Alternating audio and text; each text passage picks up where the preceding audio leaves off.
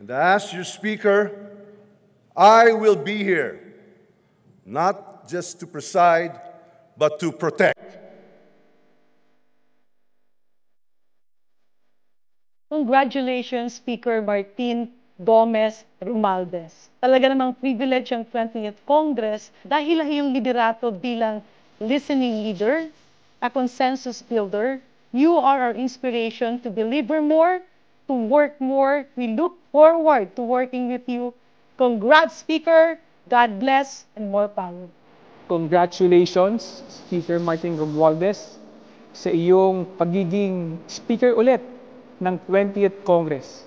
For power at naandito lang po kami nakasuporta sa iyo sa iyong mga hangarin na para mapaunlad pa ang buhay ng mamamayang Pilipino. Maraming salamat, Speaker. Congratulations, Speaker Ferdinand Martin G. Romualdez, on your well-deserved re-election. Your leadership continues to inspire unity and progress in the House of Representatives. We in the Secretariat stand ready to support your vision for a more empowered and responsive Congress. Mabuhay po kayo, Mr. Speaker. Congratulations, Speaker Martin Romualdez, for being re-elected as the Speaker of the 20th Congress. If we had the most productive Congress in the 90th Congress, we're looking forward to a much better, productive, and a Congress for the people under your leadership. Congratulations po. Congratulations again, Speaker Martin Romualdez. And we all know that the work is never done, and we are here to help you and make this Congress more vibrant and more powerful. Congratulations again, Speaker Martin Romualdez, for being our Speaker of the 20th Congress.